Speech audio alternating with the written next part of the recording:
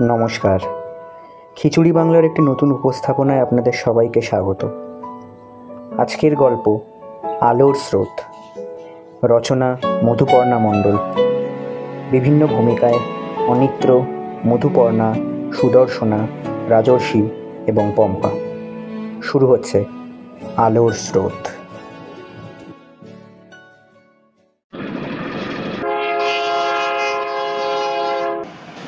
শিয়ালদা দক্ষিণ শাখার একটি লোকাল ট্রেনের কামরা। গলা পরিষ্কার করে ছেলেটি জিজ্ঞেস করলো,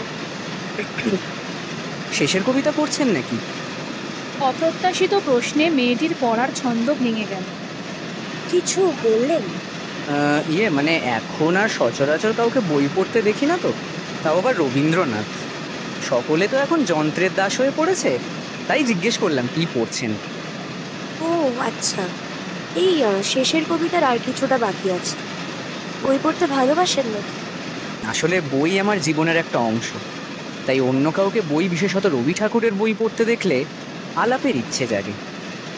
হয়তো আমি খুঁজে বেড়াই সেই মানুষটাকে যে এই আর্টিফিশিয়াল পৃথিবীতেও মনের কোণে সেই সূক্ষ্ম আবেগ, অনুভূতিগুলো হারিয়ে যেতে দেয়নি, যত্নে গুছিয়ে রেখেছে।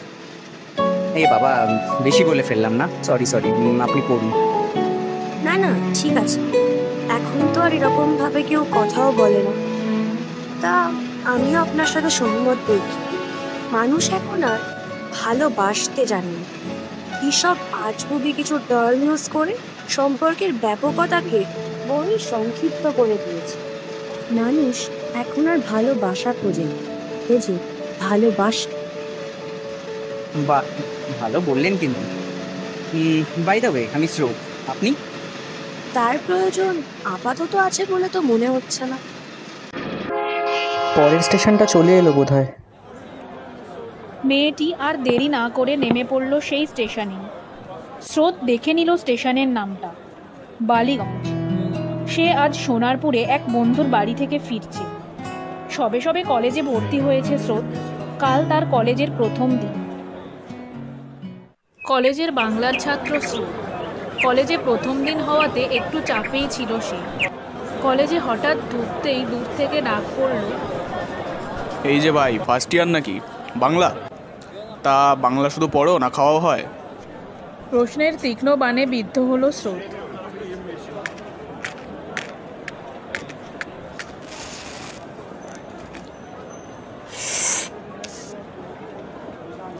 তা ভাই, ইন্ট্রোটা দিয়ে দাও দেখি। হঠাৎ পাশ থেকে একটা গলার স্বর, এই অরিন্দম, তোরা আবার শুরু করলি? উফ, তোদের নিয়ে না আর পারা গেল না। দেখ বেচারার মুখটা একদম শুকিয়ে গেছে।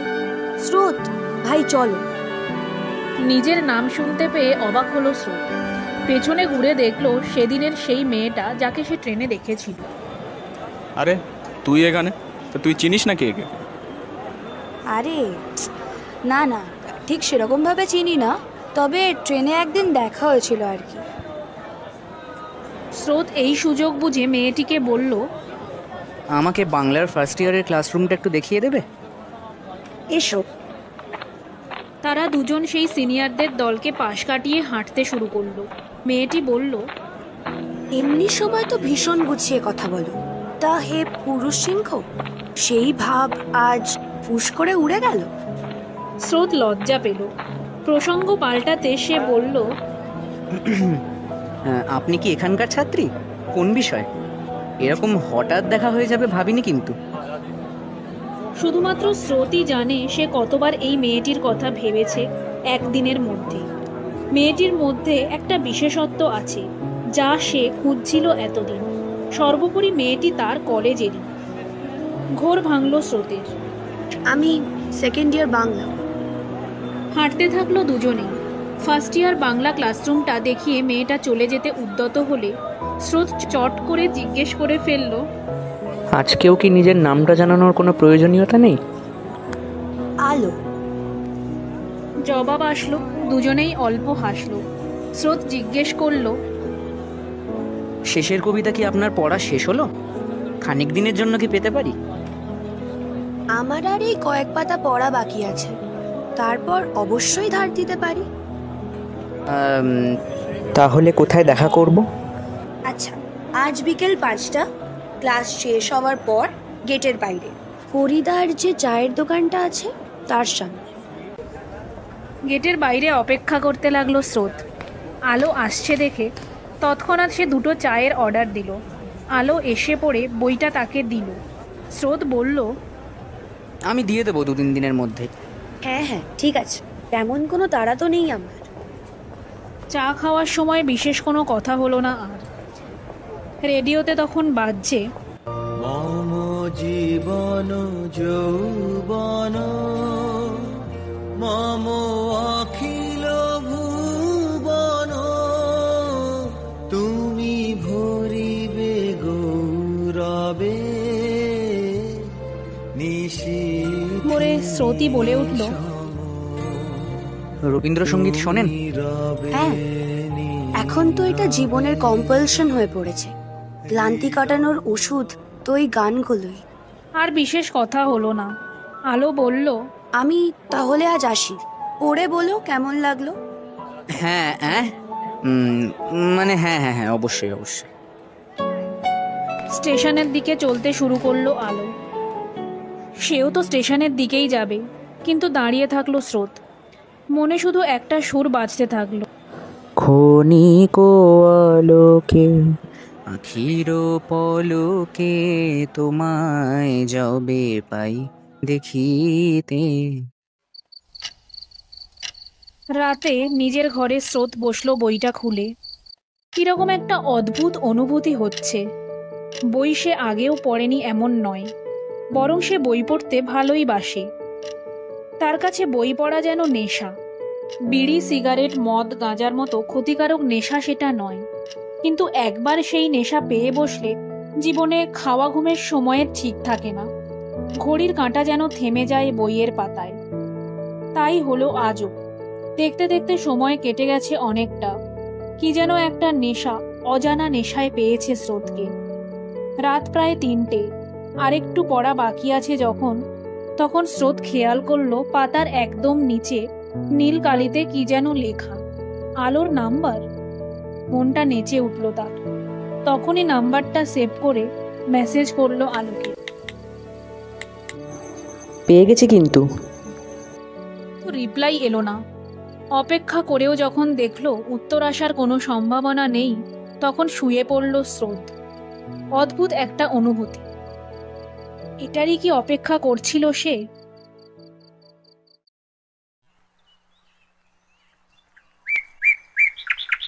পরদিন সকালে কলেজে খুঁজে খুঁজে সেকেন্ড ইয়ারের ক্লাসরুমের সামনে গিয়ে দাঁড়ালো স্রোত।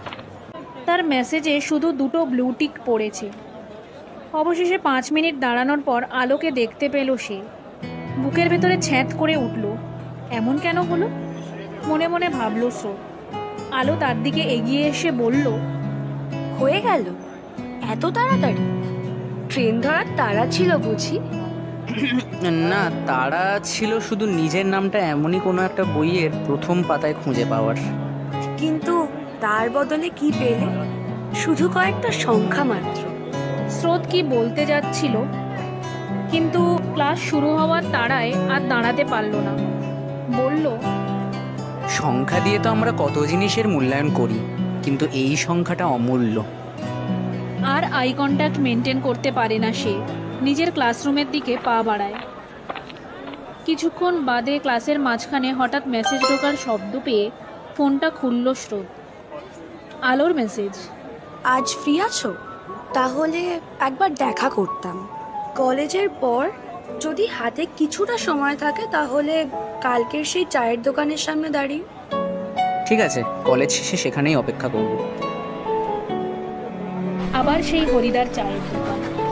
আজ সেখানে আলো দাঁড়িয়ে আছে। স্রোত আসতে সে বলল, চলো আজ আমার খুব পছন্দের একটা জায়গায় যাওয়া যাক। গঙ্গার ঘাট। বেশ খানিকক্ষণ হয়েছে তারা গঙ্গার ঘাটে এসে পৌঁছেছে। ঘাটটা বেশ ফাঁকা ফাঁকা। আলো নিজের ব্যাগ থেকে একটা বই বের করে আনলো, চোখের বালি। সেটা দিল স্রোতের হাতে। স্রোত বইটা খুলে দেখলো প্রথম পাতায় সেই দিনের তারিখ আর তার নাম লেখা। আলো বলল, এটা ফেরত দিতে হবে না। শুধু হাসল স্রোত। বিকেলের এই পড়ন্ত সূর্যর আলোয় অন্ধকার ঘনিয়ে আসলেও সে এখন খুঁজে পেয়েছে তার নিজস্ব আলো। আলো বলল, প্রেমপত্র লেখা কাগজ নৌকাগুলি স্রোতে ভাসাতে দেবে আমায়? জাদু গোমরায় হর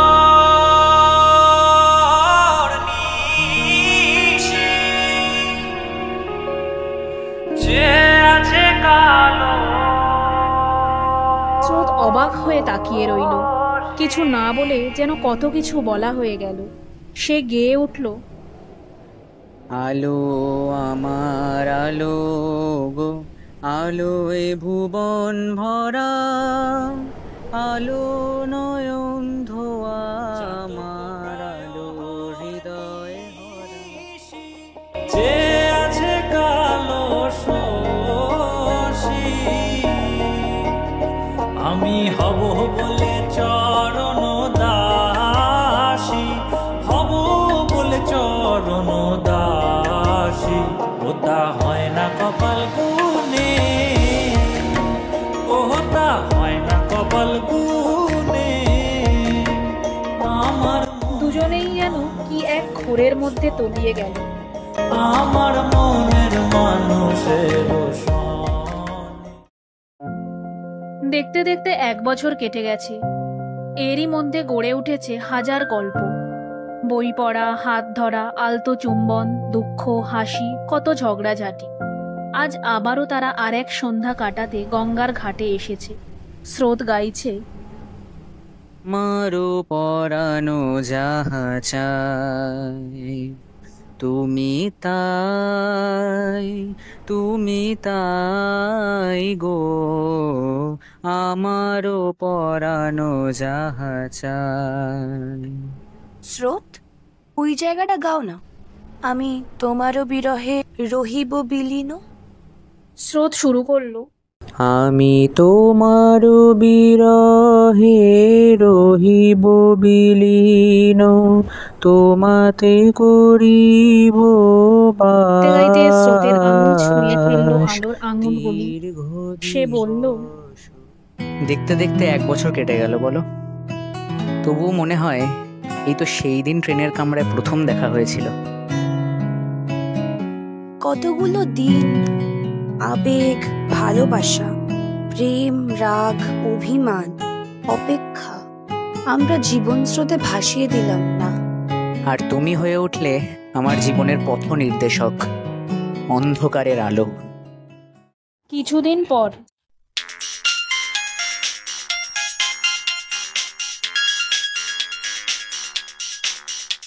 স্রোত, একবার দেখা করতে পারবে? আমার গলার আওয়াজটা এরকম শোনাচ্ছে কেন? কি হয়েছে?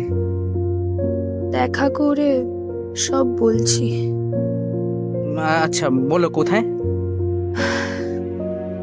যেখানে আমরা সব সময় সুখ দুঃখ ভাগ করে নিতে যাই, সেখানে। গঙ্গার ঘাট। হাওয়া দিচ্ছে বেশ ঠান্ডা। গঙ্গার জলে দূরে একটা নৌকো দেখা যাচ্ছে। ধীরে ধীরে সেটা দূরে চলে যাচ্ছে আর ক্রমশই মিলিয়ে যাচ্ছে দৃষ্টির অগোচরে। স্রোত বলল, এসে থেকে 5 মিনিট হয়ে গেল। কি হয়েছে বলবে তো? স্রোতের গলায় স্পষ্ট উদ্বেগের ছাপ।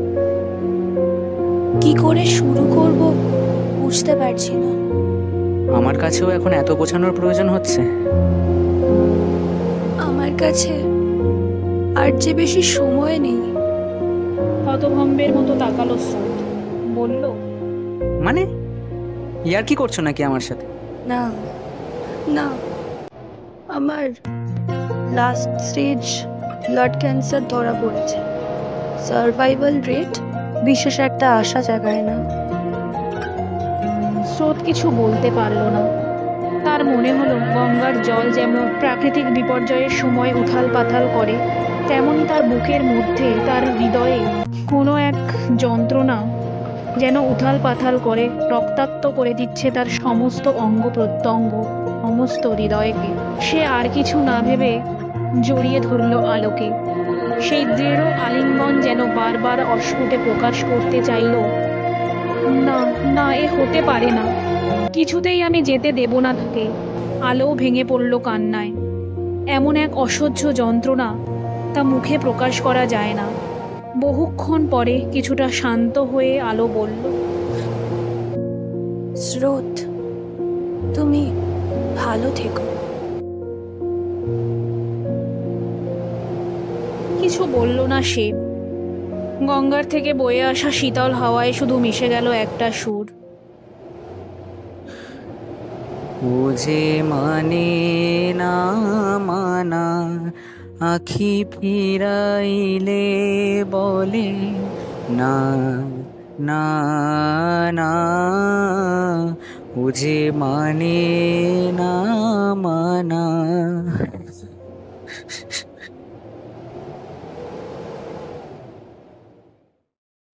3 মাস পর। উই আর রিয়েলি সরি, এরকম একজন ক্রিটিক্যাল পেশেন্টকে আর বাঁচানো সম্ভব হলো না। আলোর মা বাবার কান্নার শব্দ ভেসে আসছে, কিন্তু স্রোত যেন আর কিছু শুনতে পাচ্ছে না। এবার তার অন্ধকারে তাকে আলো দেখাবে কে? নিজের ঘরে বসে আছে স্রোত। কোনো এক অব্যক্ত যন্ত্রণা যেন তাকে কুড়ে কুড়ে খাচ্ছে। গত 2 দিন দেখা হয়নি আলোর সাথে। হোয়াটসঅ্যাপে কলে কথা হয়েছিল বটে।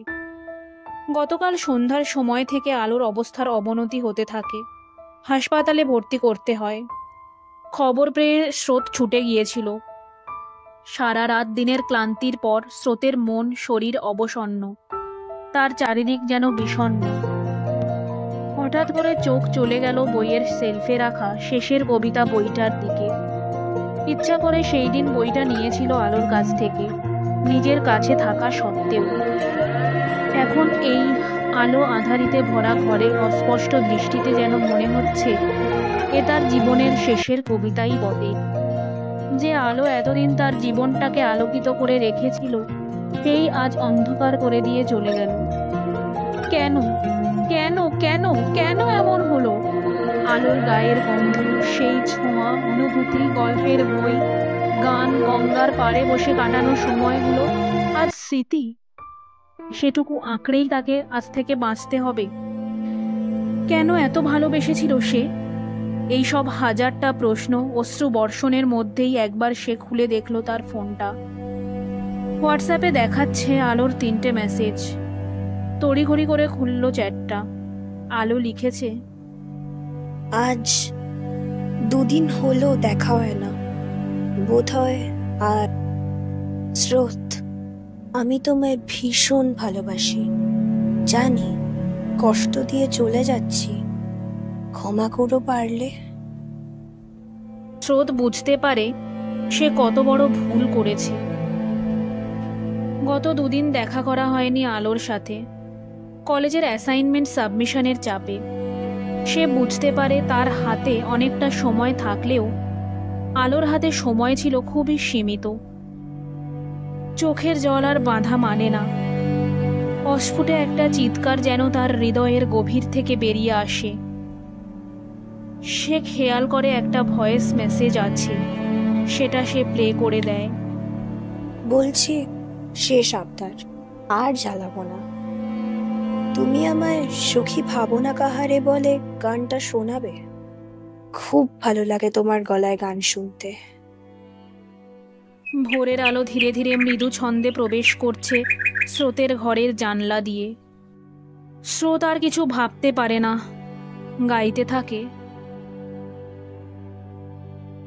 সখী ভাবনা কাহারে বলে, সখী যাতনা কাহারে বলে, তোমরা যে বলো দিবস রজনী, ভালোবাসা ভালোবাসা, সখী ভালোবাসা কারে কয়, সে কি বলি যাতনা মনে।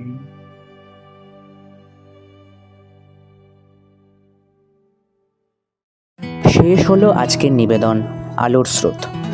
সমগ্র গল্প পাঠে সুদর্শনা, জনৈক ডাক্তার পম্পা, সিনিয়র অরিন্দম রাজর্ষি, আলো গল্পের রচয়িতা এবং মূল সাউন্ড ডিজাইনিং ও পোস্টার ডিজাইনিংয়ে মধুপর্ণা, স্রোত এবং অ্যাডিশনাল সাউন্ড ডিজাইনিং ও মিক্সিংয়ে আমি অনিত্র। ধন্যবাদ।